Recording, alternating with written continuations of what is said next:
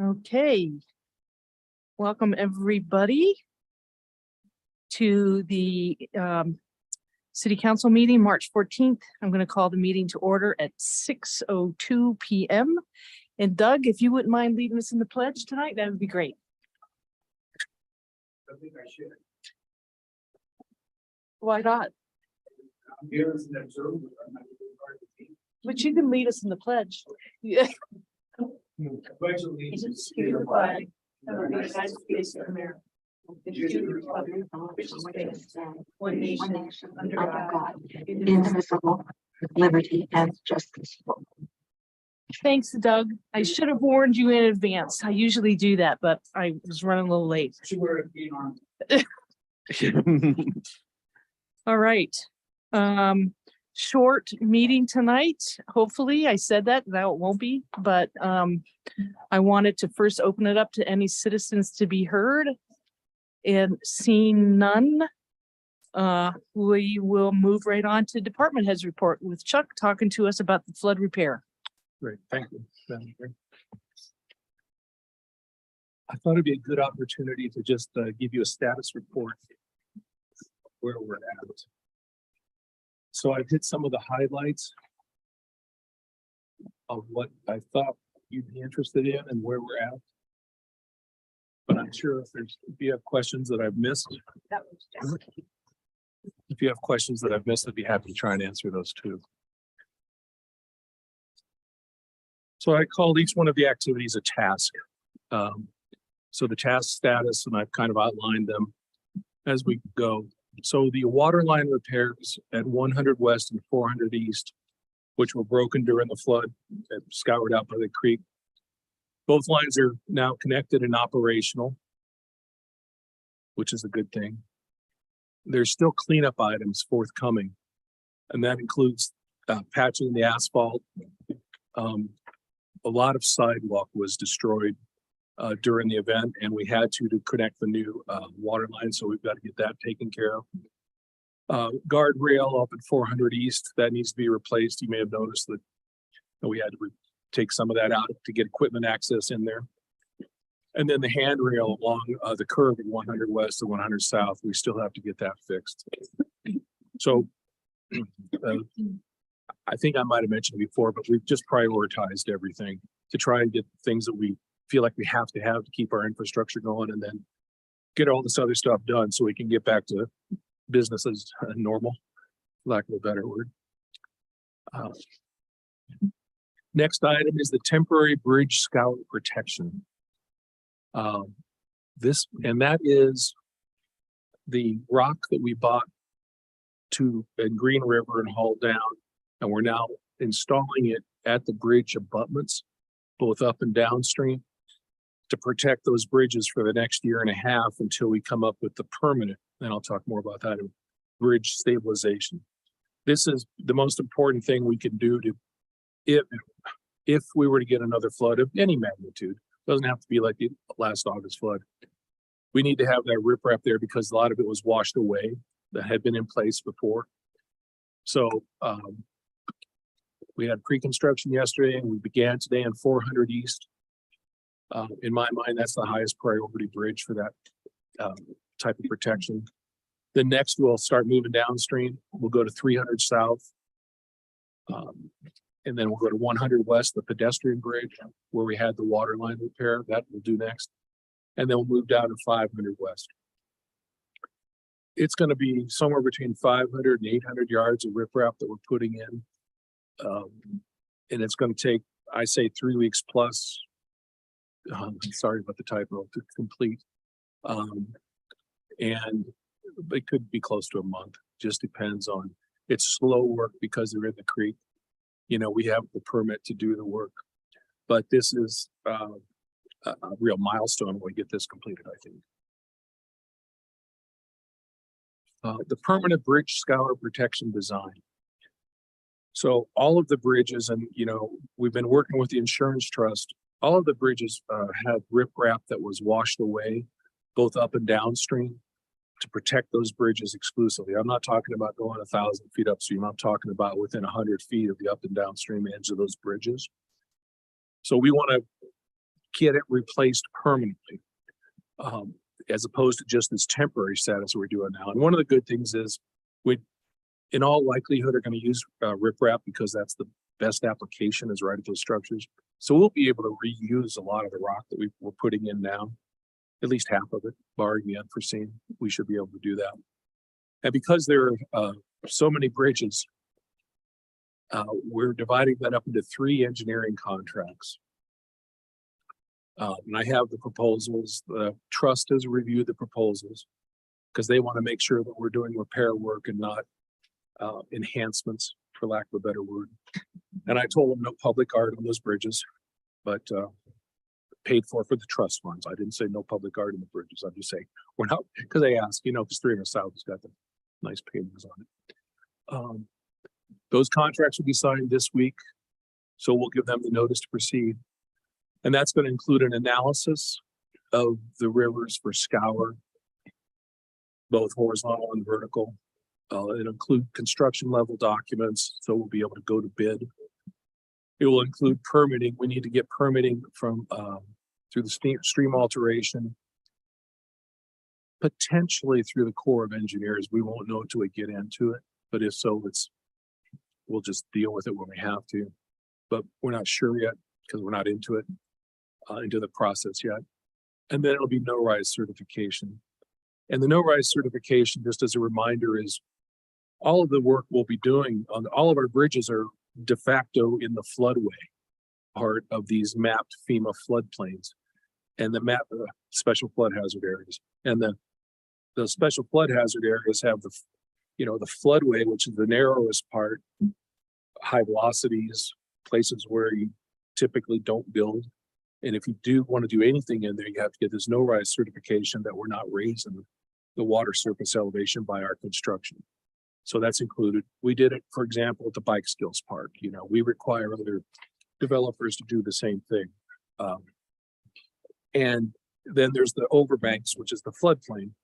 And most of this work won't be in the floodplain. It'll be almost exclusively in the floodway. So it's a significant scope of work. I'm comfortable we're going to use the UDOT drainage manual design standards and guidelines, and those are good. I've looked at them. Our consultants think they're good, and that's what we should be using. So that'll be underway, and there'll be lots of engineering. And you know, as we get through steps, we'll keep you advised. You know of how that's going. Chuck. Yeah. What's the difference between a floodway and a floodplain? Sure. So the floodway technically is the area reserved to hold the 100-year flood that you would need without going into the overbanks. You know, so a typical channel's got a bottom, and then it's got the banks that come up and over. And it's more of a paper construct than it is go look in the field and say, here's the floodway, though it is the area of the highest velocities, and it is the areas in the center of the channel. When you have a channel bottom, that's the floodway. And then the floodplain is where actually the water will spill over into the overbanks, which is a developable area. Like we have homes and we have parks that are in the floodplain. And there's different rules in the floodplains. You know, as an example for our residences, what they have to do is build to the base flood elevation, because we have that from the study that was done in 2009. You can't, and if it's, as an example, 4,300, I'll just pick a number. You have to build your house to at least 4,300, even though the ground may be 4,298. So you have to put in 2 feet of fill or stem walls. So floodplain land is typically developable. Floodway land is typically not developable. There's another way to look at that. Okay. And we have maps that show all of those in our GIS system. And the FEMA has the maps too. We have paper copy maps. If anyone wants to look at those, you know, they can, if any members of the public or council want to look at it, we have that information available. Okay. The next one, and this has been on the list, it's just, we wanted to get those water lines repaired. We wanted to get this bridge scour done. Is we need to obtain engineering, and we're working with the trust on this to repair the Parkway hardscape items between 400 East and 500 West. And by that, I mean sidewalk, the sidewalk between 300 South and almost 100 West is greatly damaged.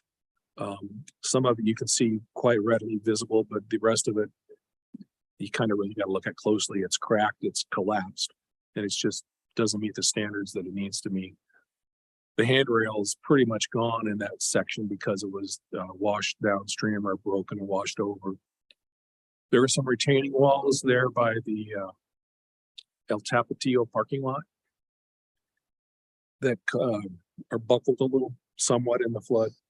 And our structural engineers, we've agreed we need to replace those. And then the pedestrian bridges themselves, there's the 100 West Bridge, and then there's the bridge below 100 West that we put in 2018. That bridge, they both need to be inspected for structural integrity, as well as the abutments, and to try and get them back to the condition that the lower bridge was at. Because if you recall, it had fencing, which we had, which was a condition that the neighbors wanted, was a view fences. All of that was washed away during the flood. So we need to get engineering for that, because we'll need to go to bid for it, for those items. You know, it's nothing that can be done in-house. Levi and his crews have done a great job, but they've pretty much done all that they can do with the equipment that they have and the time that they have.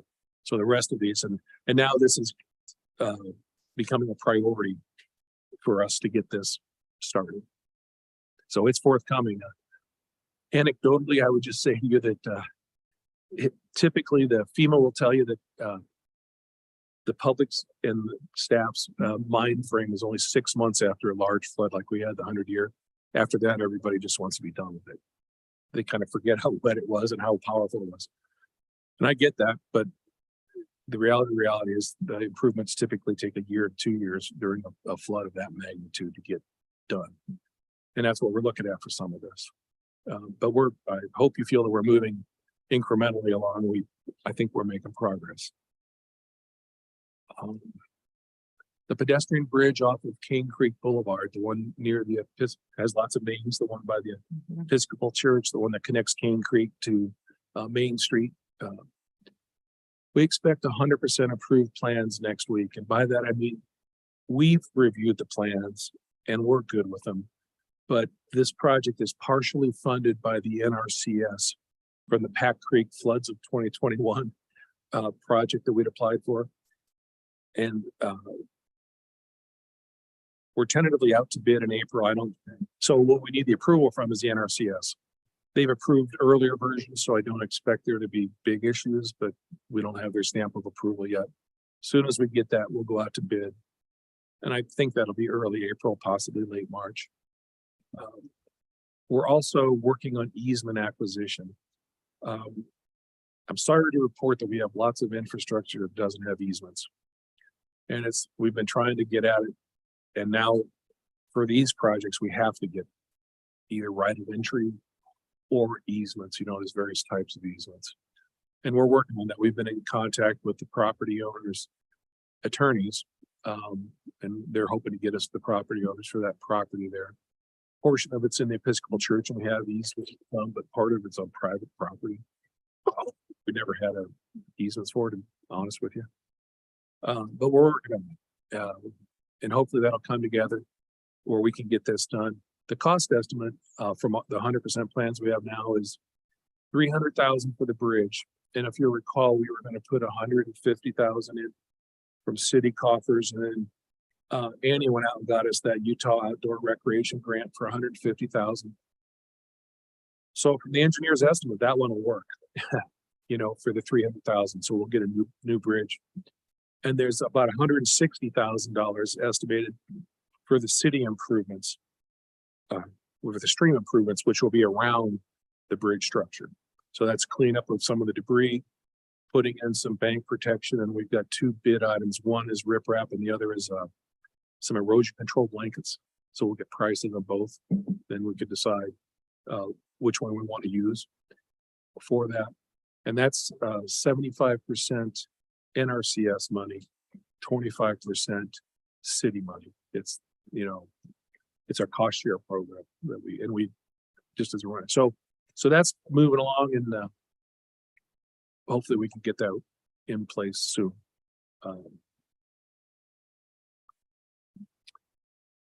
We put in for an NRCS 2020 floods of 2022 emergency watershed protection program, and that got approved. And they don't by the NRCS, and we budgeted for it in this year's budget. We were hoping we could do it, and that money isn't to protect bridges. Their program doesn't really do that. What we're hoping to use that money for is to focus on some private land damages and protection in Mill Creek. As an example, that below 100 West Pedestrian Bridge, the one that we're just saying that we need to, that thing completely filled up with debris, pushed the channel to the north, and it went up by the residences to the north, it went down to 500 West and went back and then under the bridge. So we're hoping to use those dollars to come up with improvements to protect those folks in the future and to help further reestablish the channel. You know, we've gone in and reestablished it the way it historically was, preliminarily to do what we could last year before the next floods came. But now this will give us an opportunity to do some, plus the folks upstream of 400 East. There may be some people up there where we could use some to protect some of those homes as we go through it. And then on the financial side, we have received to date $2,200,000 from the insurance trust, because a lot of our facilities, bridges, were covered at water lines, were covered by the city's insurance policy through the insurance trust. So that's a good thing that they giving us money to implement these programs, I think. And we have spent, like on the water line, I say we spent, that's, you know, that works down and it's going to be about a $700,000 bill. And we're also spending, and also the work that Levi's crews did during the cleanup, that was on the order of $330,000. And the trust, Levi's given the trust the documentation for that. You know, they wanted man hours and equipment hours and things like that. So he's given them that. We haven't heard if they're good with that or not, but at some level they will be. They know that it's covered some level. So, but by my estimation, it's about we've committed to about $1,700,000, and we still have other things to do that I just talked about: the permanent bridge scouring repair, the hardscaping on the parkway. So I think all of our expectations, meaning the trust and myself, is that it'll be somewhere in the order of $4 million once it's done. That was potentially covered by the trust. Could be between $3.5 and $4 million by the time it's all done. Might come in lower. We don't know yet. We haven't got all the costs in.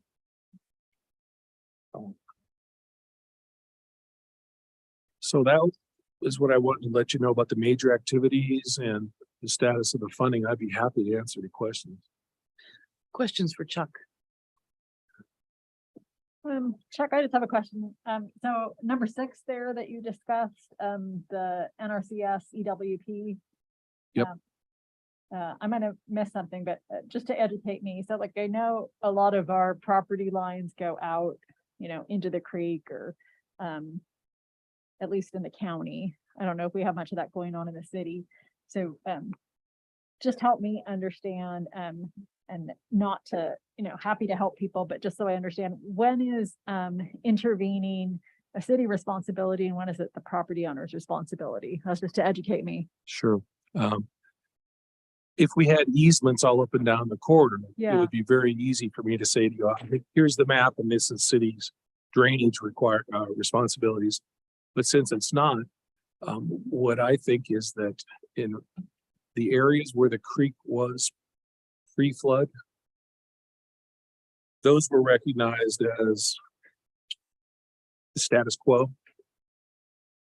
Because of the blockages and the overflow and the debris coming down and everything rearranging, the intent here is to try and get us back a bit close to what makes sense, from a hydraulic standpoint, riverine standpoint, and then make the opportunities available. But if, for instance, we come up and say with a plan that says, okay, we'd like to reestablish the creek where it's now over against your house and take it back and use these NRCS funds for that, you need to give us an easement, or at the very least, the right of entry.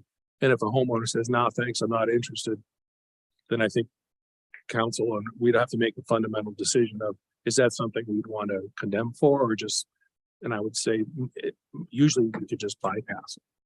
You know what I mean? So that's the way we look at it, because there's not a clear cut easement for the creek. Okay. Either of the creeks, Pack or Mill. Okay, thanks. That just helps me think through this, and then the next time we have something. Okay. Any other questions for Chuck? So, yeah, I had a question. What about like is there any plans or thoughts on the debris that's still kind of in the creek bottoms, and stuff? Because I was looking at like on 4th East, there's that huge cottonwood tree that's fallen over the creek, and then there's still a lot of places where there's debris and garbage and stuff wrapped around trees, and So the NRCS monies can be used for that. I think some of, I think Carr is going to talk to you more about some of that. And we anticipate that the NRCS monies could be used for, again, it's not exactly reestablishing it, because in some places we don't want to reestablish it exactly, but to clean up some of that debris, that's part of that NRCS program. And in fact, the one around the Pisco Bridge, we're going to clean up that debris around there with those dollars as well. So yeah, the debris is on the list, and we've tried to clean up the major ones that are impacting the bridges right now. We'll do a little bit more of that with the temporary work, like down on 500 West. We're going to clean up. There's a middle pier there that's just covered with debris. We're going to take that out of there, surrounded with riprap. So the NRCS work would be the best work, best source of funding to take care of that. The trust has made it pretty clear that unless it's right at our facilities or very close, that they're not going to pay for that. my other concern or thought was like, is there concern with what's going on with the county? Because the county's been going in and kind of bulldozing, and stuff, some of their washes and everything like that. Is there a concern that they're creating, or talks with the county that they're creating the streamlined flow of water, and then as it gets into the city limits, and it hits this thing, that having that flow continue on through at the same? There's a potential for negative impacts there. I have not gone out and looked. I mean, we're talking to the county. The state has put together this little regional watershed group that they're just they're really collecting information for their next program that's coming through in the next 5 to 7 years. But yeah, there's information, but no, I haven't gone out and looked at anything that caused me great concern yet. Yeah, okay, that's fine. I was just kind of wondering, because it looks like county's doing essentially creating a 4-lane highway, and it gets into the city's 2-lane, is there going to be an issue? It's a legitimate question. And one thing I will say, and I say this to the county's benefit, is I know that their road yard or their storm crews have been out cleaning all of their detention basins. And that's a good thing for us being downstream. So I think that's a positive that they're doing that. Perfect. Yeah. Nice. Any other questions for Chuck? All right, Chuck, thank you. You're welcome. Thank you. Next up on our agenda is the only action item we have this evening, which is the consent agenda. We have 3 items. Item 4.1, which is the July through January fiscal year 23 budget update, which is in your packet. Approval of 2 sets of minutes from February 14th and February 28th, our regular council meetings.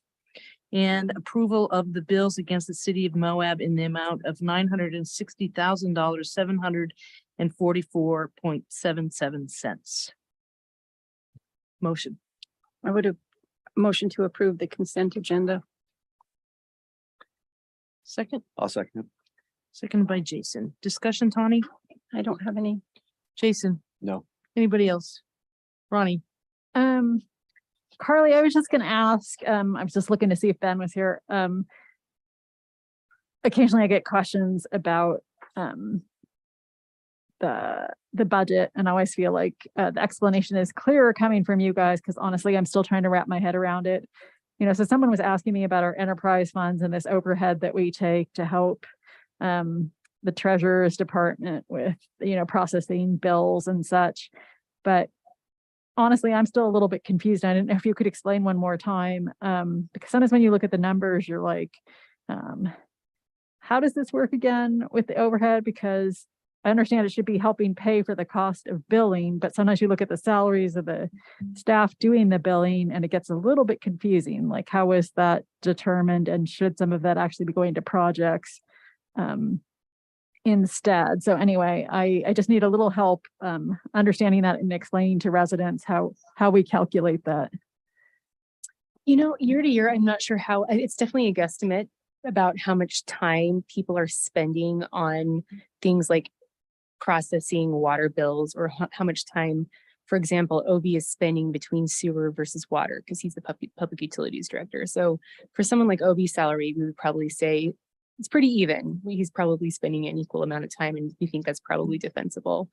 And so it's just, we're trying to make a best guess effort year to year, depending on workload. It's a philosophical question and a policy question. If you would indeed want to remove that money and put it towards something like projects, or put it into something like the enterprise fund maintenance, I think there is a thought that they should run like businesses and they should pay for their entire costs. And it's a way to hold those funds accountable for their impact to the city generally. So it's not atypical for municipalities to allocate the money that way and to have split costs. But it is a council decision, ultimately, a budget decision. Okay, so maybe when we're discussing the budget this year, we can just spend a little bit more time understanding what it should cover. Because some of the basic questions I got, I realized, oh, crud, I don't know if I can answer this right now. Like is it what are, supposed to like- cover, persons A through D and their salaries, or is it supposed to actually be covering something else? So anyway, yeah, maybe we could just spend a little time breaking that down when we get to the budget this year, because I had trouble explaining it. Yeah, I think we can talk about it, how we our reasoning through it during the budget year. I can't remember what we did last year exactly. Like, I think part of my salary is paid for because I oversee public works and I oversee public utilities. So we kind of take little bits everywhere. We want to just make sure that, like, the true cost of running that business is captured and there isn't some sort of hidden cost borne by the general fund for those. But unless we're like tracking time exactly, it's kind of difficult to do. Okay. And I think my only other question for the group was in going over the minutes. I don't know that this matters, honestly, because one never knows how detailed the minutes should be or not. And we have the recordings to back them up, but it doesn't specifically say in the minutes from February 28th, although it in our motion about the Grand County emergency operations plan.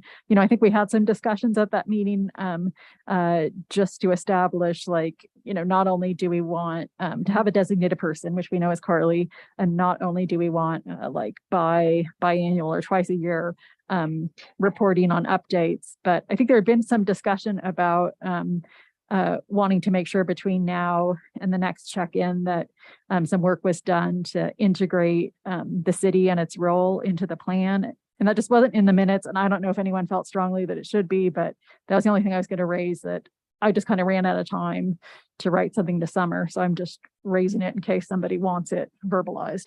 But that was it for me. Thanks, Ronnie. All right, we have a motion made by Tawny, seconded by Jason to approve the consent agenda items 4.1, 4.2, 4.3. I'll call for the vote. All in favor? Aye. Any opposed? Motion passes 4-0. And I should have mentioned that Luke obviously is not here with us. He's out visiting family. All right, next up, we have a presentation. We'll start with Richard on our Moab Transit. That's going to start this Thursday, and I'm sure he's going to share with us the ribbon cutting ceremony that we're going to have at 10 o'clock at the MIC. Got some So- exciting news. Happy to be here tonight. All right, let's share this screen.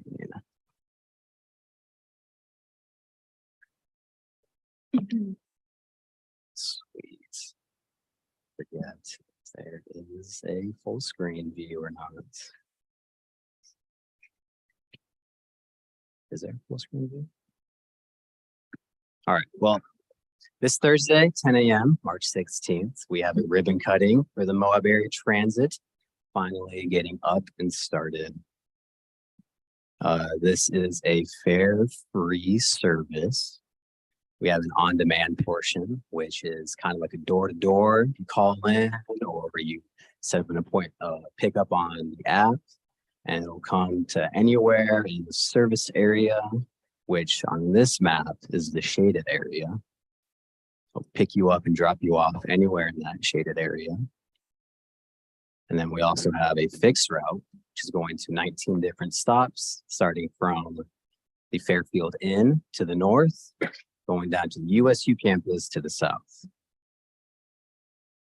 During the summer hours, the peak season from March 16th to about October 16th, both the on-demand and the fixed route will run from 9 a.m. to 9 p.m. And during the winter hours, when things calm down a bit, slow down, we'll just have the on-demand from 9 to 5 from Monday through Friday, no fixed route. This is, again, the service area. We have 19 different stops, and with the vast majority in downtown. If you ever get confused about the numbers, because they don't necessarily make sense right away. Odd numbers for the fixed route stops are southbound, and northbound numbers are the even ones.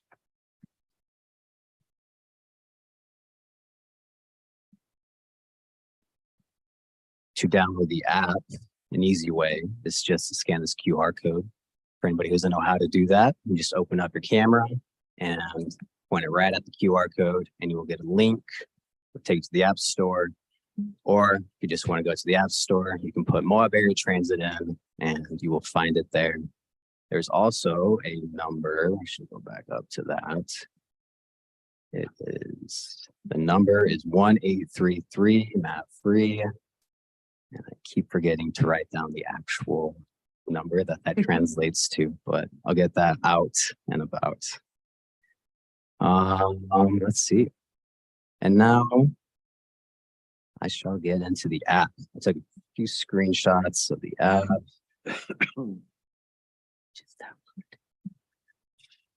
So this is what the home page looks like when you first sign in.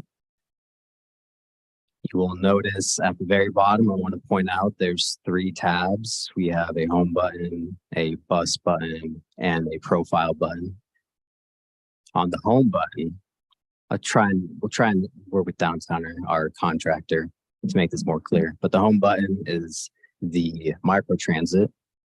So if you see that where to or any of these tabs right here, you can click on them to get some locations. But for me, I wanted to go to Rotary Park.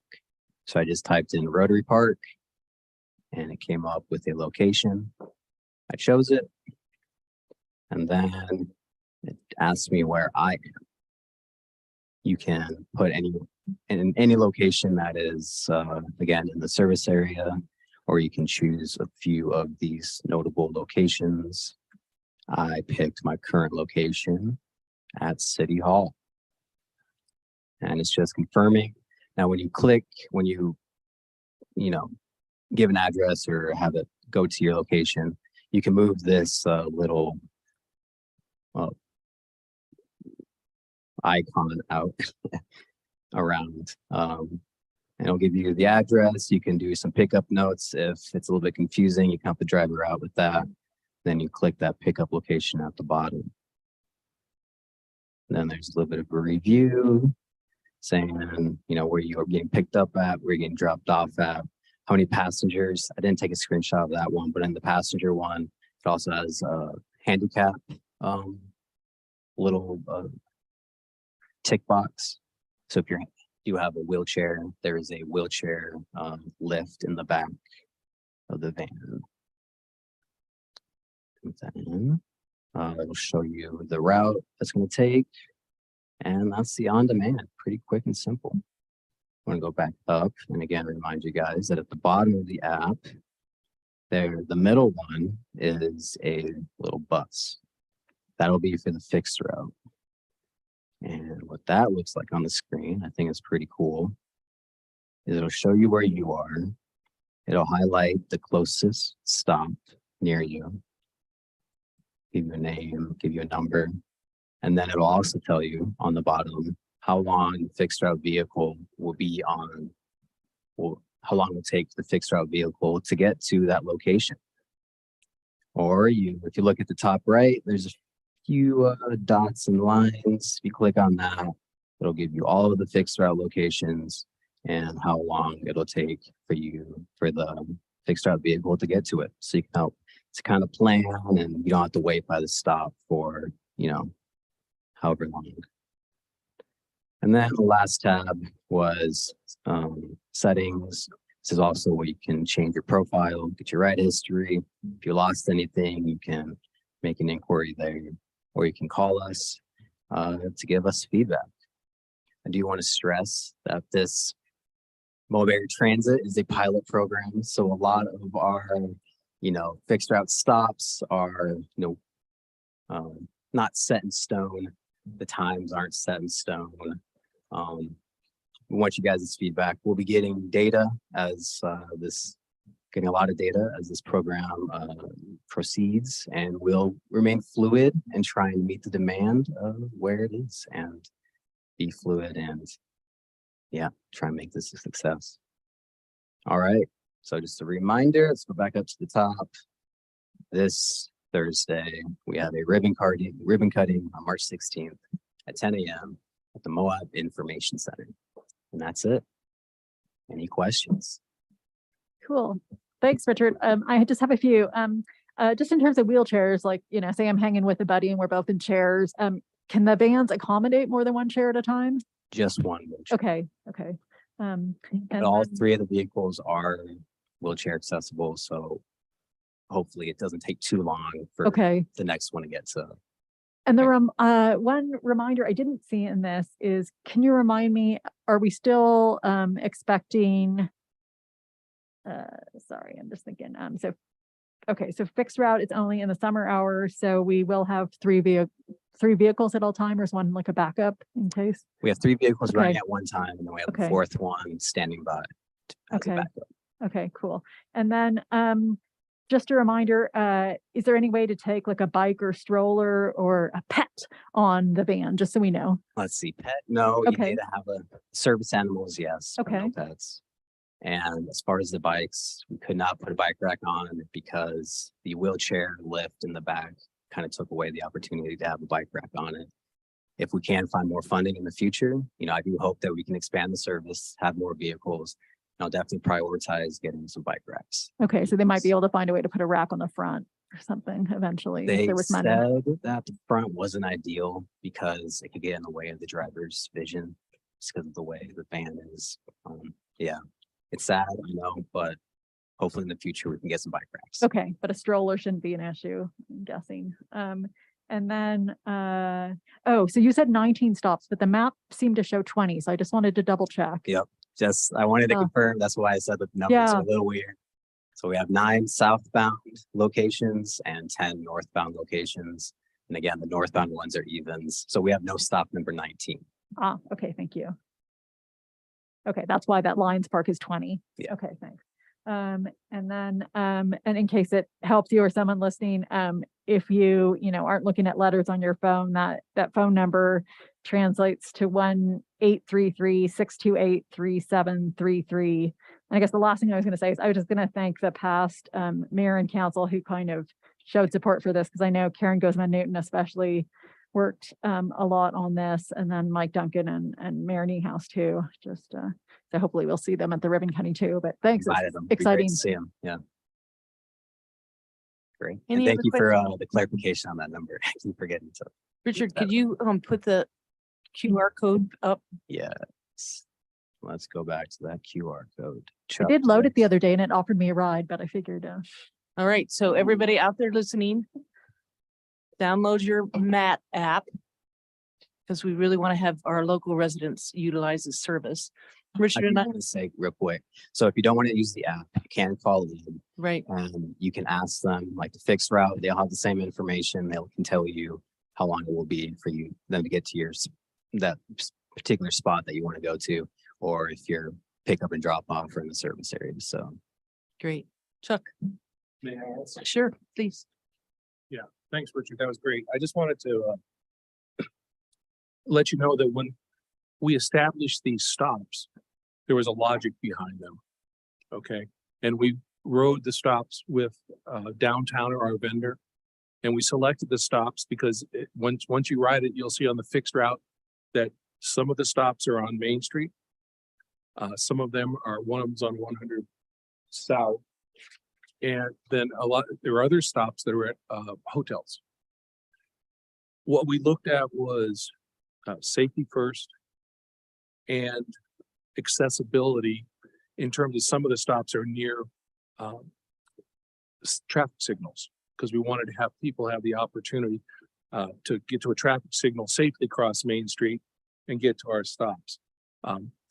Just so you know that it's not like evenly every 700 feet we put in a stop, but it was within a range of distance and a range of time.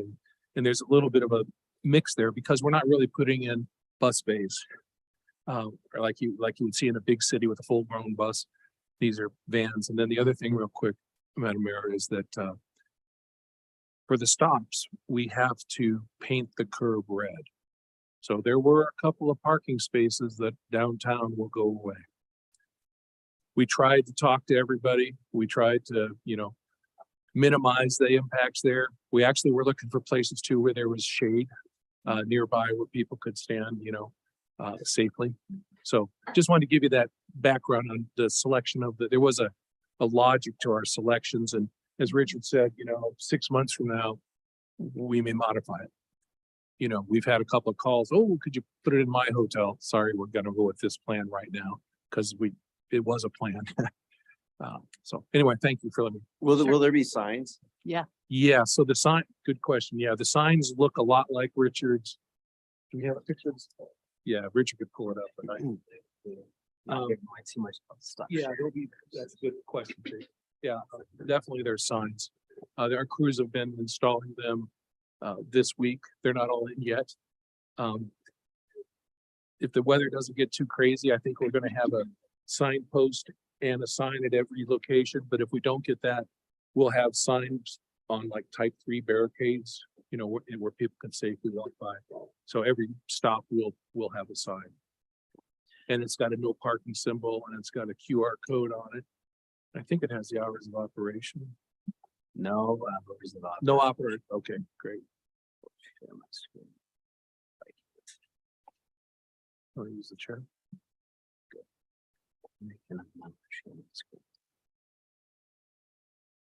So Richard and I were on KZMU last evening to talk about the MAT.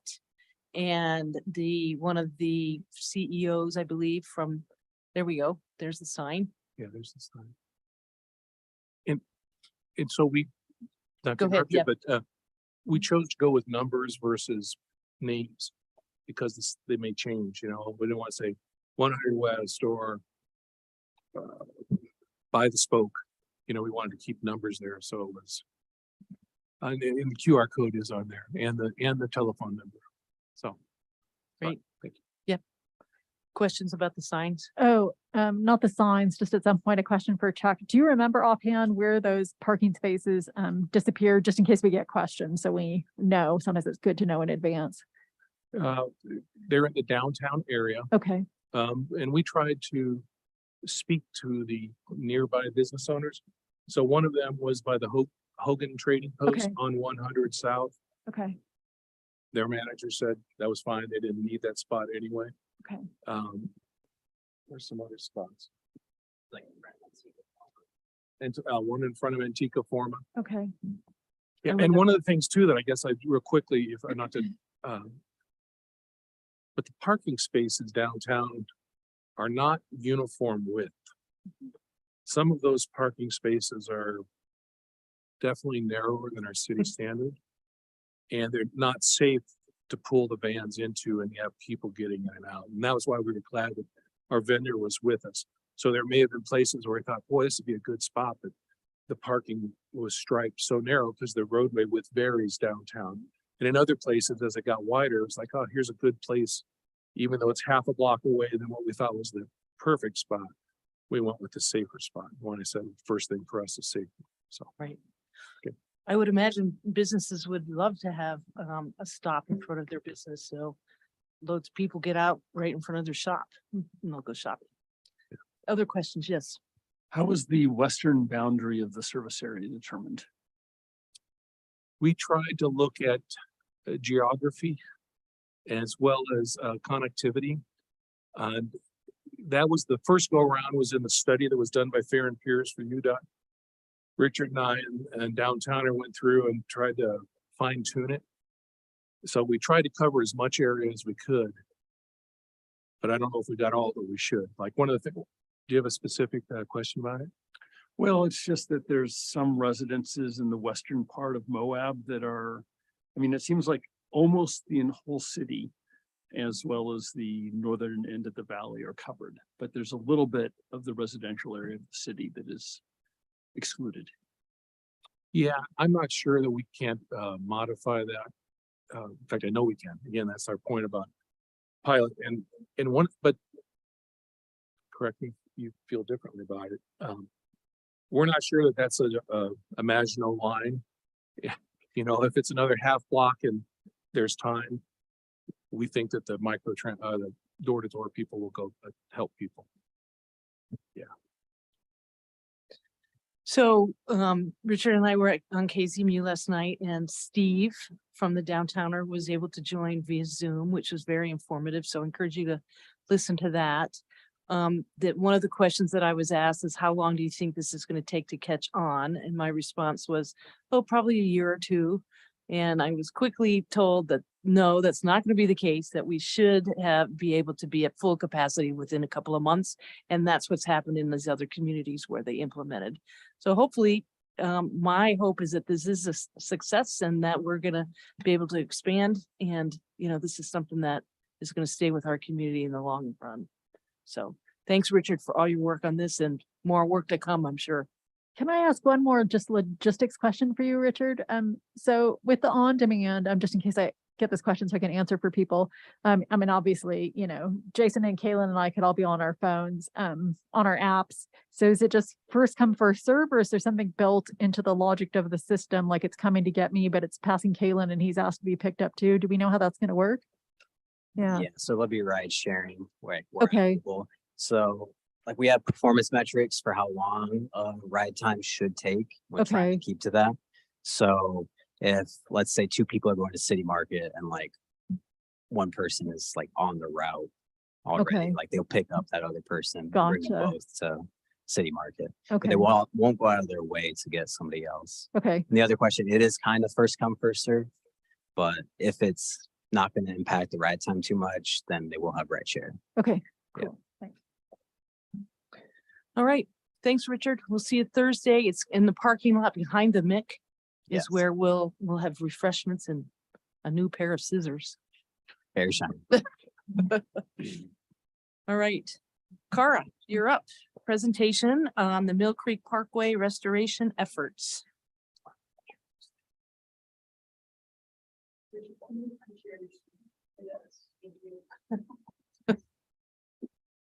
All right, now we can see if how inept I can be with this.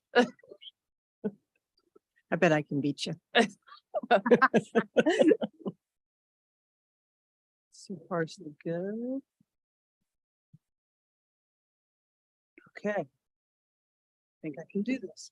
All right, so thank you guys thank you all for the time today to just do a quick presentation on this. For those of you who don't know me or don't know Rim to Rim, I have my formal training is in landscape architecture and city planning with a focus on urban stream restoration. Been in Moab about 30 years and working in the creeks for most of that time, among other places. So first I'll just start also for those who might not know who Rim to Rim is, why we're doing this. We are a small nonprofit in Moab. We've been around for a while. My work down the creeks first started with plateau restoration in the 90s. And then we started with fiscal sponsorship from CNHA and way up in the canyons. And then now we have 4 full-time people and 1 half-time. We also do some work on the Colorado River and with a variety of agencies. We really shifted our focus from working up in the BLM areas into town around 2000-ish, because it dawned on me that when you're dealing with things like Russian olive and tamarisk, they don't move linearly, they move very erratically. And so when you have a large concentration of something that's causing a problem, you need to deal with it where it is, not just starting at the top and working down. So that's kind of the rationale of how we got to that. Over the last 15 years, we've raised approximately $1 million through one source of funding, which is Utah Watershed Restoration Initiative, that has done a lot of work through town with a number of landowners, and including the city and the school district, among others. We also have been very successful with EPA 319 funds and other funding. And then we also have worked a lot with some of these other groups that have started to come to town, including Team Rubicon. So that just gives you a brief overview of things. So this gives you a sense of the rationale of how we get to doing some of this. This map is not intended to make any sense to anyone. This is one of our vegetation maps that it's got everything overlaid on there. But we've intentionally, as you can kind of see from this image, worked in a patchwork manner expressly because that's sort of how vegetation works. And also by intentionally removing in patches, we end up being able to allow areas to regenerate with native plants passively, which is cheaper and works better than doing it actively. That doesn't always work, but we do try. And then also we've been working a lot over the years with Forestry Fire and State Lands and Mon Valley Fire, because another way to work on these patches is to start with fire fuel breaks and then work out from those. This is an example just downstream of right near the confluence of Mill and Tuck Creeks. One of the areas Chuck was talking about earlier, this debris dam was over 6 feet tall. This is an area of Russian olive we had not been able to remove over time, over the last 15 years. And this debris dam, among other things, was basically preventing the creek from returning to its channel in this region. So that's just an example of why to do some of what we've been doing for the last 20 years. This also is something we've been working on for the last 6 months. The Rim to Rim office actually has to be torn down because of the flood. We've expected floods before from the cliffs, but not from Mill Creek. And I got really curious as to where, which roads became the high flow channel. So through a lot of interviewing people and whatnot, I've been sorting out like how far north did it go on which roads, where did it return back to the creek. This is definitely a work in progress, but I've also been working, some of you may know, Mike Price, who used to live in town, who is a GIS group, just wizard. And so he's been working with county. He's also working with DDR, the city, and we're kind of talking about ways of really looking at what are the potential locations that the river or the creek will flow in those higher flows. So then the other thing that I've been working on, which is kind of leading up to all this, I presented this very quickly at the Region 7 watershed meeting that Chuck mentioned a moment ago. I spent some time talking with all the various people who work in the creeks in our region, and there are a lot of them. It ranges from City of Moab, a bunch of people in Greene County, special service districts, the state, etc. About 18 folks, and there's a few on here. I think I don't even know. I don't know that. Oh, Summer is on here because Summer actually she remembers some of the earlier days of some of how we got to where we are. Through that, I observed a few things based on those interviews, and one is that almost 100% of the people I talked with, flood is one of the top concerns. When I would ask the question, what's your primary, like what's the thing that keeps you awake at night, if anything does, related to the creeks? Flood and fire were the two things. The other thing that was notable though was few of the entities and individuals really were aware of what other entities and individuals were actually doing. I mean, everyone's, and I'm not, that's not a criticism, it's just a fact. It's just, everyone's so focused on the piece that they have that it's very hard to get a sense of like, oh wait, what's going on over here? Kind of like Jason's question earlier, like, wait, what's happening when the county does this? What does it do to us?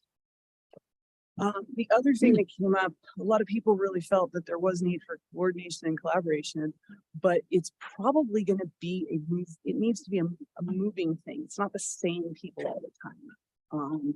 It's not gonna, right now there's some areas where some work will happen that would involve Russian olive removal. The health department doesn't really care. But when that's gone and there's people being in the creek more, they're really gonna be paying attention to, oh, where's that E. coli coming from? You know, and figuring out that there's a problem upstream with a septic that broke. So where it really came down to, as I was trying to figure out how to make some sense of this massive, just all these different people who are involved in this, was there's really three spheres of interest. They relate to environmental factors, which are things we kind of can't change. We can maybe manage or mitigate. Public safety is a major one, and then infrastructure. And I kind of created this Venn diagram to sort of show how they overlap. And of course, there's parts of infrastructure or public safety that have nothing to do with the creeks. But if you're really looking at the creeks, all of these things influence it. The other way that I started to think about it was kind of half jokingly of this Maslow's hierarchy of creek needs. But the idea is the environmental factors, the physiological factors, the things that are just there, those have to be taken care of course. If you don't have those, you don't have a functional system, right? But then you have public safety, you have the need for having a safe place for people to be, for how the creek interacts in our community. And that includes the infrastructure, the transportation, and all of that. And then the place where most people in town interact in the creeks is more in relation to recreation and access. And that's the place where people get, you know, pretty excited about different things. But if you don't have the public safety and the infrastructure taken care of, you really can't have that top level access. So it also, I think, helps with prioritization when you're thinking through what needs to happen first. So what were people in agreement with? And I did intentionally, I was working on this assessment of needs in the creeks in the context of a course, environmental dispute resolution course up at the U of U School of Law. And part of the reason to speak with everyone individually first is to really get a sense of what's really happening. What do people agree on or not agree on?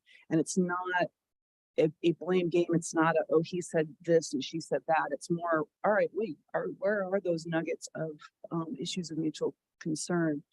And basically there is a need to have a coordinated plan across various administrative boundaries for sure.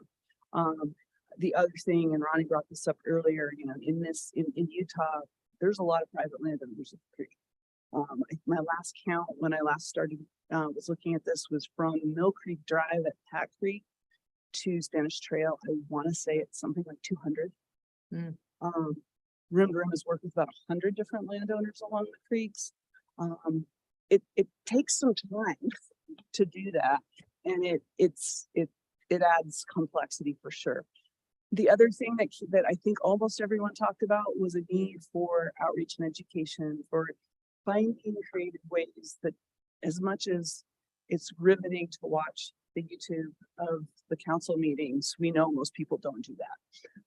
And so figuring out how to include the community in some of that information, and not as an afterthought or not as, oh, you can find it this way, but how can you do that in other ways?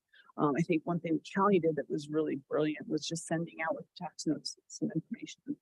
A lot of people probably pitched that in the bin, but just multiple ways of getting the information out there. And then there's also the need to get things done. And there is, I think that's partially to reduce the risk of impacts in future fires and floods, but also it helps build community understanding and trust. And I mean, the creeks, it's a great place to do that. So there's a lot of different layers to all of this. None of this is real, earth-shattering news, but it is kind of reassuring to know, as I talked through this with people, that there is some common thoughts out there.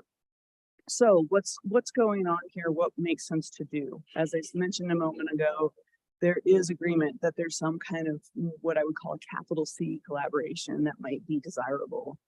And especially, we've had multiple fires in the watershed, but also with the floods, I think it's really heightened people's awareness and concern. And while I do completely agree with Chuck on the, people start to forget after 6 months, they certainly forget after 20 years. So the more that can be done to kind of normalize thinking about the creek in a different way, I think is a really good thing. So some of what we're already working on is we have been working on an inventory of needs along the creeks. It took me a few days after the flood in August to get out, because I'm still not dug out at my house, but definitely there's a lot of different small things that maybe aren't as involved as riprap under a bridge, but small actions that different landowners could use a hand with, even if it's just in the planning, getting some of those Russian olives that are in the actual floodway or in the fringes of floodplain where they might create dams, things like that could happen. There's also, like I mentioned earlier, some education, and then we do actually have some opportunities to handle some of the debris and other things immediately through various funding that we already have in place and projects that are already underway. So just to give you guys a brief update on some things that are already happening.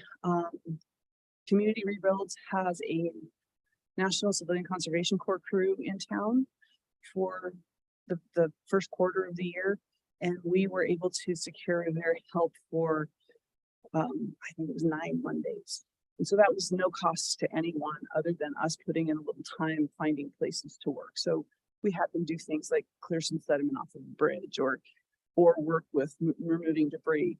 Last October, we worked with Team Rubicon and moved a lot of debris.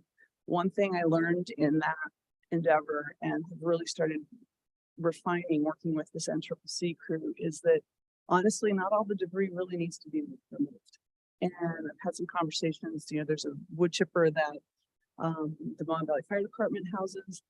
I've had chats with Donnie, who's the mechanic on that machine. He's fine as long as it's not caked with sediment, with that chipper being made available, and the Grand Conservation District rents it out by the hour for pretty cheap. So we're talking about maybe there's some ways to chip some debris so we don't have to, once it's sorted. There's also the state is doing a wood banking project that might involve some of it. I think there's a lot of ways that it can be gotten out of the floodway so it doesn't get entrained in the floods in the future, but it doesn't all have to get hauled to the landfill. The other reason that we want to get rid of a lot of it, and the reason Mon Valley Fire is involved, is some of those debris piles, there's some pretty serious fire fuels too. We are going to have some Utah Conservation Corps crews available in the next, between now and the end of June. We had them slated for various projects, but the nice thing about WRI is we are allowed to slightly shift focus as long as it's the same general thing. So we'll be doing some fine fuels removal, which involves mowing, basically, coordinated with the city parks, and then also maybe some help with some debris removal. They're a chainsaw trained crew so we can do some bucking up of wood, making things easier to get out of the way. The Synergy Company is going to be working with Rim to Rim for a half a day on April 20th, and it's amazing what that crew can do in 4 hours. When they're well directed. So that's something I'll be working with city staff on some locations. The nice thing too that Rim to Rim can offer is we can work on public or private land regardless. So if there's a need because the debris is immediately upstream of a bridge, but it's on someone's private land, it's a little less problematic for us to work with that landowner. Or a little less challenging, I should say. I don't know the right word for that anyway. Also, Trail Mix has invited Rim to Rim to participate in their Moab facelift event on May 6th that include the creeks in that. So we'll have a day of activity there that we want to figure out. And then Duncan at Forestry Fire and State Lands has scheduled Team Rubicon again. They've really been liking Moab as a training venue for chainsaw training. They get really good. A lot of people want to come here to do that. So that's been a great way to get a lot of Russian olive removed. So we've got an area over by kind of from the end of 2nd and South up to the Episcopal Church. That's been an area that's been a concern fire department for a long time because that's a pretty serious fire fuels issue right downtown. So that's the potential target area for that. And then we did put in a funding request with WRI in January that includes some work. I had talked with Annie briefly about that, but it was kind of bad timing, but we did what we could. And then we've been putting together a draft proposal for the MOP meeting that's tomorrow to talk about some city specific stuff. So there's a lot that can go on even while planning happens. I guess that's the real message to me, from me to all of you is that, yes, we need to plan, but I think there are some things that can happen in the meantime. And that was all I have for any questions. Questions? I guess I just have a general one. So what do you think is the best way for council members just to kind of stay abreast or track this work? Obviously we can probably come volunteer, except my chainsaw skills are probably not ones you want. Or will you be coming to report again? Are there days to come? I mean, obviously the Trail Mix we can show up, but yeah.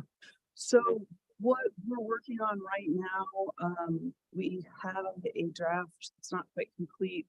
Where we're doing a really intensive assessment where from Rotary Park to Anonymous, we've gone through and we're inventorying everything we see, regardless of okay, this is definitely, requires some serious engineering. Oh, this is a tree that's about to fall down, from the simplest to the more complicated, so that there can be sort of a list that anyone can access. I have not had a chance to meet with city staff yet to really talk about what the best venue for some of that could be, but that's the kind of thing we can do, an interactive map that can be available. I think a key thing is coming up with some consistent, I guess I should unshare this or go back.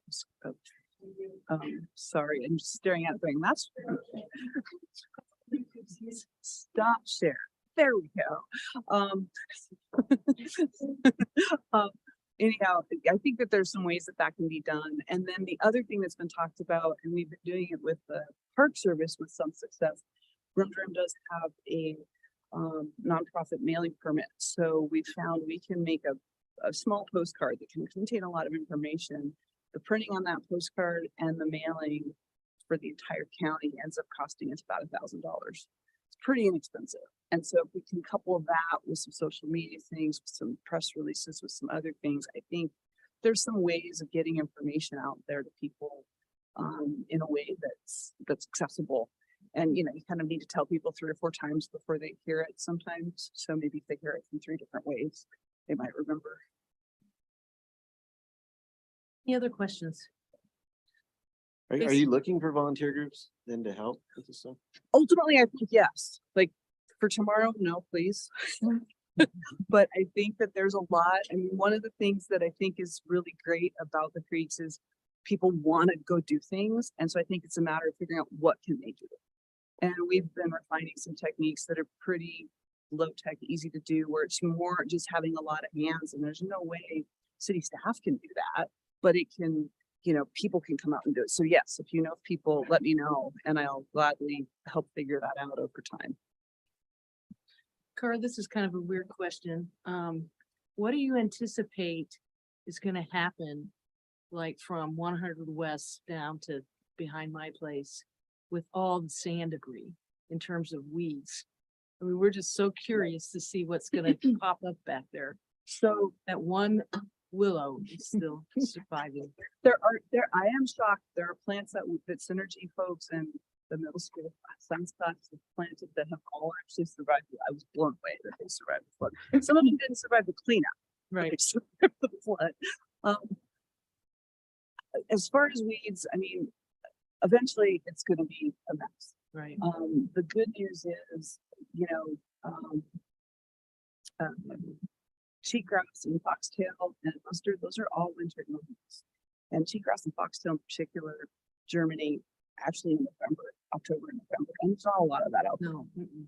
So, and that's part of where I think a really concerted effort to get on top of, because if you mow, you don't even need to use herbicide. If you mow it at the right time, you could reduce that. I think that I'm seeing I have weeds in my yard I haven't seen in my yard in 20 years because I had 2 feet of water in my yard. I think we're gonna see some weird ones like bird buttercup all over the place, which is kind of obnoxious. I think we're gonna have a lot of summer annuals. That'll be interesting, and I think it's kind of a goat that super spreader event. So yeah, I think it'll be interesting, but that's where some things like some seeding of perennial natives is a really good idea. And then I think there might even be space for some adopt a creek type things if there's volunteer groups. I mean, it's not the most fun to go out and weed, but if you can get 60 people out there for an hour, it's pretty amazing what you can do. Right. Or even just mowing, with annuals in particular, I found mowing is a fabulous way to get it going. So we did, Brimstone a couple years ago bought 2 brush mowers that we have available. The problem there being we need some fairly flat ground.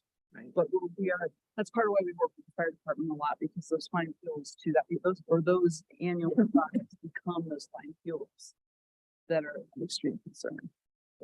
Yeah. Carly, do you want to talk about contract?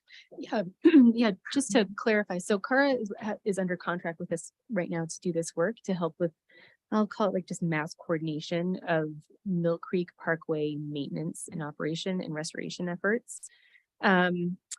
I have in mind that we try to go out to competitive bid because we're bumping up against some procurement thresholds, but maybe in the next year, especially anticipating maybe another flood year and a lot of work that has to be done in order to prepare for it. And as city staff, we just don't have the capacity to take it on. And with Cara's like extensive history in the Parkway, she's a natural fit for this kind of effort. So we're really happy she reached out and offered and is doing this important work, because a lot of that, the fire fuels reduction and the debris removal, we just do not have capacity to do it. So really happy to have her with us. I guess I have one last question. For anybody who's walked the watershed above town, either up Pack, up Mill, after the fire, without doing anything scientific, it felt like, and I'm sure this is hyperbolic, but it felt like 40 or 50% of the trees went, right? They either got mushed over or they went downstream, and a lot of them might have a lot more were down that didn't go downstream. And, some of those might bounce back. But I'm guessing, I was just going to ask from your experience, it would be prudent to expect more debris is going to come downstream if we have significant storms this year. I don't know how much. Yeah. I think it depends on where they are, because if we have another storm cell that parks over North Fork of Mill Creek, probably not. If we have a storm cell that parks over the South Fork of Mill Creek, Right. hell yeah. Yeah. Yeah. Because there's a lot of, because it's been so long since there's been such a major flood. I think, Pack Creek too, I should have mentioned, in my view, Pack Creek's kind of the ugly stepchild that really needs some attention in a big way. And that's an area, we're working with the landowner behind the free clinic that, that also links to where the bridge is. And I have contact information where the check went to. I have solid contact information for that. I'm very open. Great. Things. But yeah, I think you know, that's part of, I think, why we need to really consider what the high flow channels will be and plan for them. I mean, I think Fifth West is a great example of having that pedestrian underpass. Had that pedestrian underpass not been there, I think things were gonna be really different in the Fifth West area. The water that came to my house on First North, you know, 3-4 blocks from Mill Creek, went up First East and then made its way over there. That's gonna happen again. If we have this large flow larger. So I need to know that so I can prepare for that and do things differently so I don't have 4 feet of water. So it's fine. You know, so I think a lot of it is understanding that, like, if we can get this, the standing vegetation like the Russian olive that creates strainers that then, like the one just near the confluence that was really sending, I mean, the water was already going to the north, but then it couldn't return to the channel. And so it was just moving more and more north there, and every flood event was dropping more sediment. And so then that whole thing was moving to tilt the whole floodplain to the hospital, basically. So I think it's really a matter of really analyzing what's going on and planning. And that's where I think that really does require a lot of coordination, because from the Madison wetlands to Power Dam, I think it's 150 landowners. And then if you go up Pack Creek, you're another couple hundred. So there's a lot of people to talk to. Thank you. Yeah. Cara, thanks so much. We're so lucky to have you in our community that love our creeks like we do. So thanks so much for everything you do. All right, well, that's pretty much the end of our business, other than reports from the city manager, mayor, and council. So Carly, you're on. Yeah, good evening. First up, Utah League of Cities and Towns Mid-Year Conference is April 19th through the 21st in St. George. Who wants to go? I'm gonna go. Joette, Ben, you are all welcome to join as well. So just reach out to Sasha if you want some rooms booked for you and registration done. Just a quick update on legislative reports. The only bill that we were tracking after our last city council meeting, like big remainder question mark, was SB 271 home ownership requirements. Sent you all an email about this, but I've been getting some community questions about it. It passed in the last hours of this session, which is disappointing and pretty frustrating.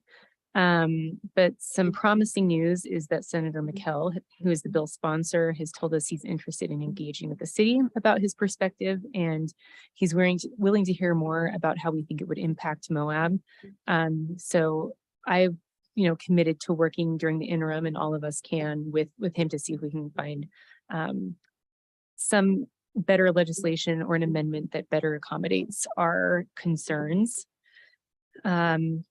Picasso's not in the community yet, so maybe we do have some time to figure out a better situation. A couple announcements about water service interruptions. First, likely next Tuesday, we will be replacing a service line for the baseball fields near the southwest corner of the field because the line is galvanized and failing. It will happen for a few hours on Tuesday, but a lot of valves run through that part of town, so it will impact a huge part of the community that won't have water service, including some hotels and a lot of residents. So we will try to get the word out as much as we can when we finalize that time. Kind of inconvenient, but it should just be for a few hours. And then on Thursday, March 16th, the water department will be working on a water main shutdown at the intersection of Secret Cove and 400 East from 9 a.m. to 6 p.m. We are going to reach out to all of the impacted property owners, but just in case you get questions, that's what's going on. It's kind of same drill. It's that Mill Creek water line and the water line repairs that are really impacting that community heavily. Sorry, can you repeat the timing of that one? Sure, 9 a.m. to 6 p.m.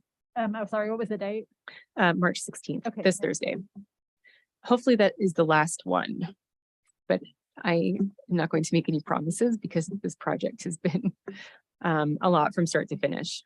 And again, we just really appreciate the neighborhood's patience as we've been repairing that line. We have initiated a parks master planning effort that you all know about within the past month or so. And we will be going live with a survey for that project next week. We're still building, it's the bank used to be called Being the Table interface, but it has a different name now. So we're still building that for the project, but we will be advertising it far and wide, and we'll be sure to send you info about how to participate so you guys can send it to your own networks. And finally, we are replacing the pool filter starting next Thursday. The bad news is as a result, we need to close the pool for up to 2 weeks. Hopefully it won't be the full 2 weeks, but we need to basically take the pool apart in order to get to the filter. It's kind of a funky design. So if folks have questions about that closure, please feel free to call City Hall or the MRAC. Thanks. Okay, next up, mayor and council reports, and if you guys don't mind, I'm gonna go first this time. A couple of things I just wanted to put out there that we're pretty excited about. One is the Cane Creek CIB meeting that we had, oh gosh, 2 weeks ago, a week and a half ago. The board voted to approve a 47% grant, which is approximately $4 million, and a 53% low interest loan that's also about $4 million at 2% interest. So that was a huge win. It was a little nerve wracking. You know, it's not as easy as you think when you're sitting there in front, even though it was on Zoom in front of board members. We had a little town called Koshuram that went before us that wanted a $1.5 million community center. And those guys really made us nervous because they put them through the coals and they ended up not approving it. They needed to come back in June. But our request went very smoothly. We were all very anxious about it. And Bruce Adams, San Juan Commissioner Bruce Adams made the motion. And it pretty much was very, very close to what our request was 50% grant, 50% loan. So that's a huge win for us, $8 million. Cane Creek Boulevard should start that process in October. And I do have to mention that I've been working with Commissioner Adams on this for over a year. And so it took a lot of meetings with him, a lot of work. And so for future CIB meetings, I think it's important for us to know that we should be working with the commissioners that are on that board that really made a huge difference, I believe. There's also going to be the first stakeholder meeting with the neighbors and businesses that are going to be impacted. That'll be in March. And then Chuck wants to meet with you all when we do our meetings, probably sometime in early April, to give you an idea of what some of the designs are and get your input so that we can kind of be solid moving forward. So there aren't a whole lot of changes. So that's a really big deal. We were pretty excited here at City Hall. And I have to thank Richard again. He wrote the grant application and Chuck was very involved in all the engineering. So to get that whipped out and on their agenda was just incredible. And to get the amount that we did in the breakdown in grant and low interest loan is a pretty big win for us.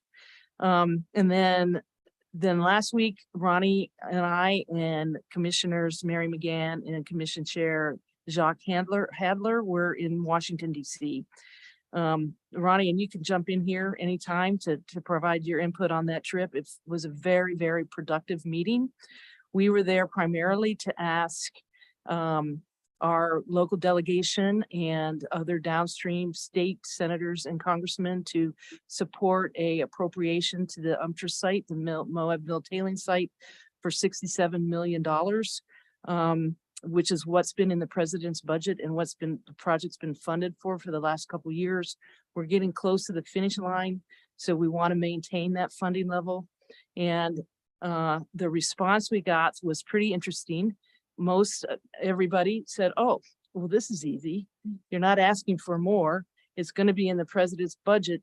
And this year, it's going to be a challenging year for the federal appropriations process because we have a change in the House. Nobody quite knows what they're going to do. And so, we were just, that was interesting feedback to get, but they felt like our project, because it's so close to the finish line, and it is a project that was created by the federal government's demand for uranium for the Cold War, that the federal government needs to clean that up. And we heard that from many senators and congressmen that they felt very confident that this project would probably continue to be funded at that level. So that was very good. Ronnie, I'm sure, has the details as to who we talked to and how many people, lots of meetings, lots of walking the halls of Congress. My feet were sore. I had to miss a meeting. I was so exhausted on Thursday. You can't imagine how tiring it is to talk and walk for 3 days. I mean, it's, you know, by the end of that, your mouth is tired. You're tired of talking about it. You just don't even want to talk to another person. But very successful, felt very productive. The other interesting thing about that meeting was we decided that it'd be a good idea to meet with public lands committees in both the Senate and the House side.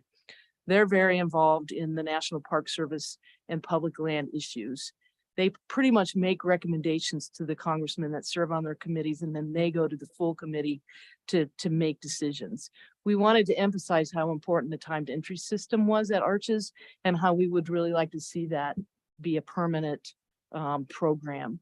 Interestingly enough, we did have a few minutes, some extra time. We went to the Library of Congress to, you know, just go see the exhibits in there. And Mary and Ronnie wanted to get a library card. And there was a timed entry thing. You had to go up, put a QR code in order to get into the Library of Congress, which before you could walk in, you had to have a ticket to go in. So I think this is kind of what's happening. We want to make sure it continues to happen at Arches in the future. While we were having these discussions, we learned about a new bill called the Lodge Act.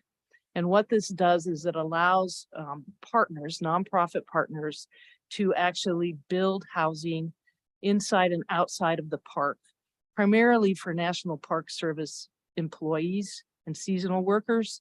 And so it, you know, really kind of felt like it was modeled after what the Friends Group did that I work for the Park Service, and buying a house, putting a deed restriction on it, allowing it only for National Park Service employees, public land employees.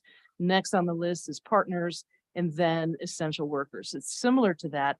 The only caveat that has everybody concerned, and we reached out to the National Park Conservation Association to get their input on it, was they want to allow anybody to live in this housing within the park. That's kind of a challenge. I don't know that that's a really good idea.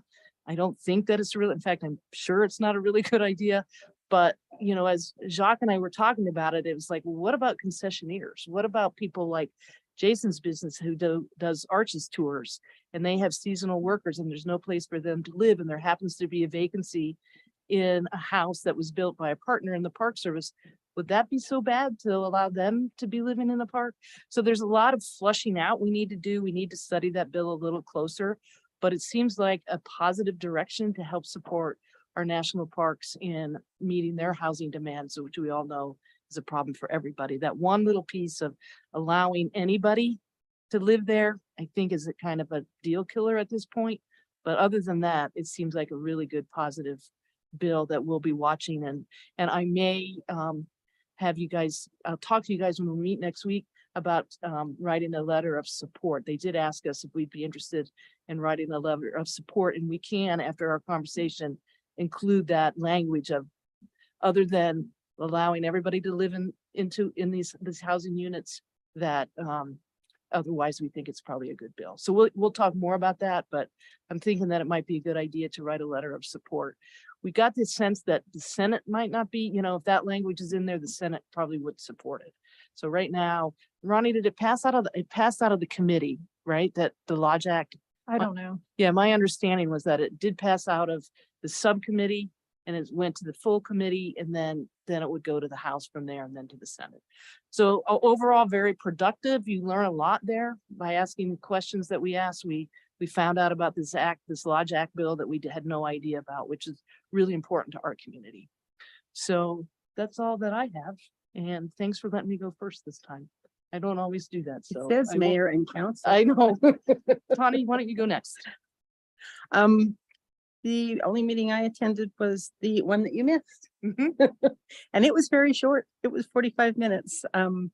It was just the Healthcare Special Service District meeting, and it was pretty much financials and a couple of questions for the our upcoming audit, and a quick claim deed that none of us seem to quite understand, but we will figure that out. And I think I have a housing authority meeting Thursday, and that's it. I spent lots and lots of time. I know St. Mary's Hospital extremely well the last couple of weeks. So that's where I've been. Thanks, Tony. Jason.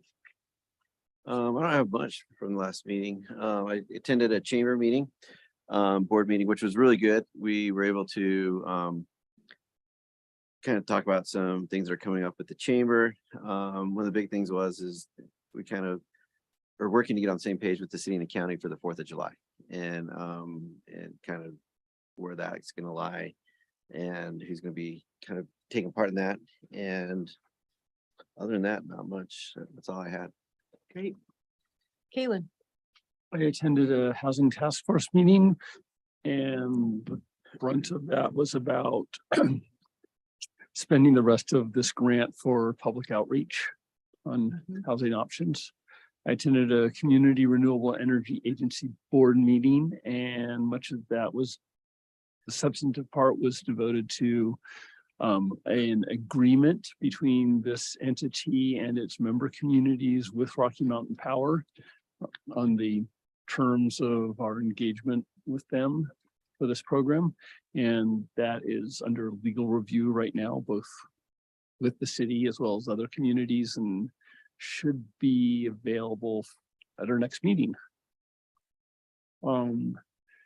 I attended a travel council meeting and much of that meeting was spent discussing, since they can't spend money on economic diversification, how that, but they had budgeted for that in their county had budgeted for that in their 2023 budget. So how that will be handled in the budget amendment, reallocating that to promotion.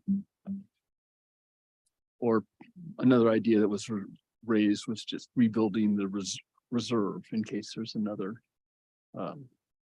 downturn. And just kickstarting and then it'll be available to kickstart the promotion in the absence of sort of the steady stream of funding. And I attended a sustainability action plan selection committee meeting. We have a number of proposals in response to the RFP. And so a recommendation should be coming your way soon. That's all I've got. Thanks, Kaylin. Can I ask Kaylin one question? Sure.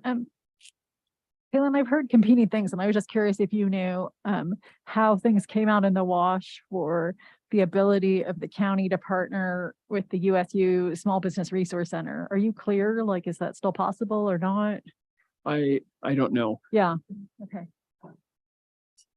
Thanks, Kaylin. Ronnie, you're up. Okay, I've got a lot, so put your feet up. Okay, so just to give you guys some numbers, I usually do write a little report memo about our trip to DC, and I haven't had a chance to finish that, but I'll give you guys some highlights. So over the course of our 3 days of meetings, let's see, we had 19 individual meetings with a total of 29 individuals. That the way that kind of washes out is we met with Department of Energy. It was 7 people. Let's see, and a few meetings, you know, more than one person shows up. We were able to meet with the entire Utah delegation. So that's both our senators and staff of the 4 representatives. Representative Curtis himself met with us, and Romney was running to and fro, but he was very kind to stop in the hall and check in briefly. And then we're able to finish up with staffers. We do try to meet with people who are both connected to appropriations in DC, because that's of course how we get our funding, but also the impacted downstream states. So we do tend to try and meet with individuals from California, Arizona, and Nevada. So this time we were able to meet with 2 representatives and one of the senators from Nevada, one of the senators and one representative from Arizona, and 4 representatives and one of the senators from California. Aside from things that the mayor brought up, I would just say anybody who ever has the opportunity, go to the Department of Energy Environmental Management office and meet with their staff. They're always charming. You always learn a ton from them, and it's really interesting to kind of learn just from their brain trust about other projects they've worked on and how that can help you. So one of the things that we did bring up with them is we have 3 million tons of tailings left. And so if and when that moves, you know, is there still a value or a need for lobbying? Because would the role we play have any relationship to, say, the funding necessary to do the cover on the tailings or the groundwater remediation or other closure steps? So they said they would start thinking through that so we can all help each other collectively. I think, Mayor, you mentioned the MOU at the Department of Energy. I did not. I did Okay. not. So we did discuss the city and the county's interest in eventually taking ownership of that piece of property. And the Utah delegation is very supportive. Department of Energy, you know, obviously they don't know what they know until it's done, because we don't know exactly what we're going to find. And, you know, then based on what they find, they have to decide if they can turn it over and who they can turn it over to under what conditions. But in general, they're very supportive in theory of local government taking it over. And we did talk about the value of having some kind of maybe memorandum of understanding or other document to capture that intention, because all of us are probably going to change. The people who are sitting here in the end are probably going to be different than those of us who are involved now.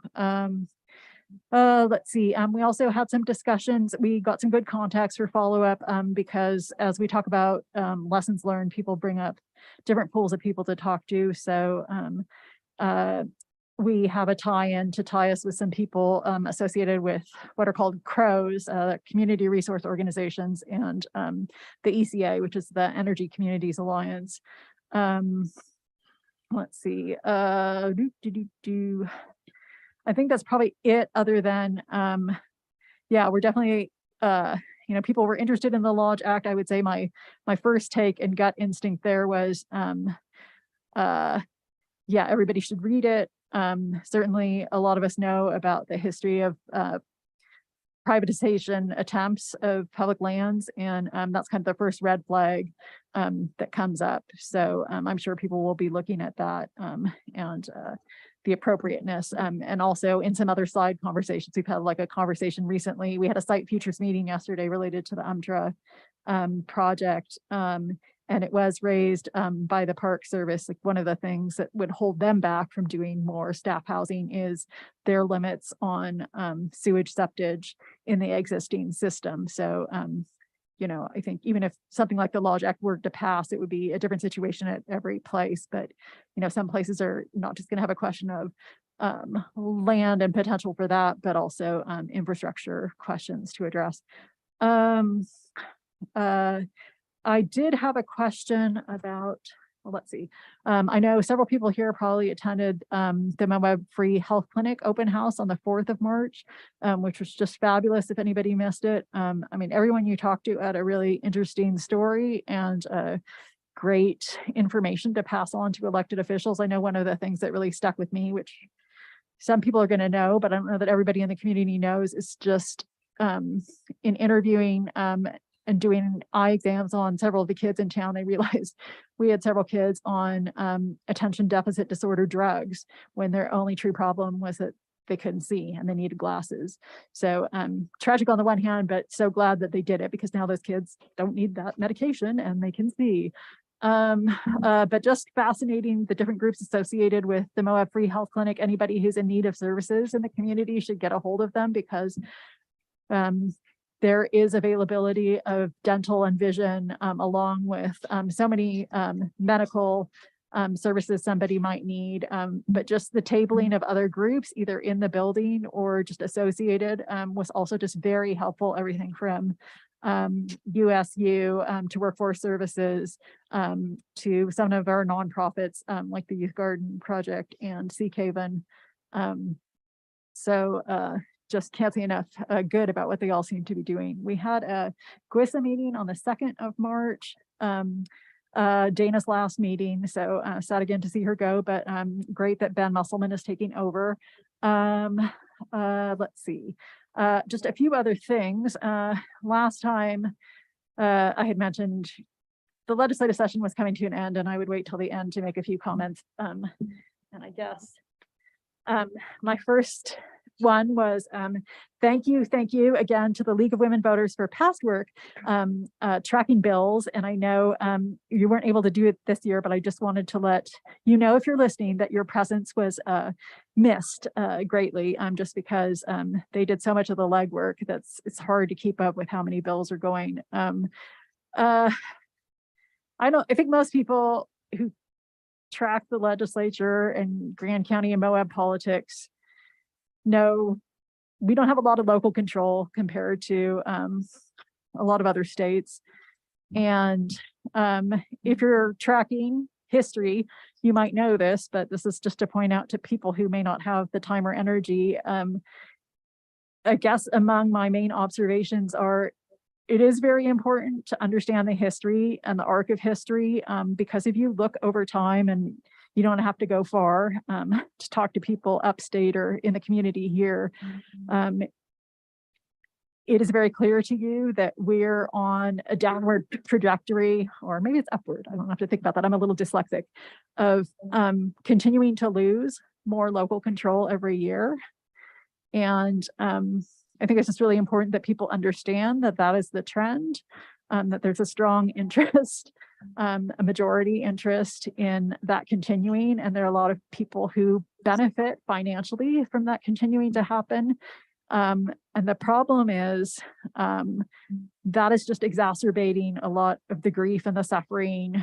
And really, if we look at things like our happiness or well-being survey for Moab, a lot of what people are struggling with is exacerbated by what goes on upstate. So you can look at a lot of this legislation that's impacting the ability, say, of people working on affordable housing to do innovative things.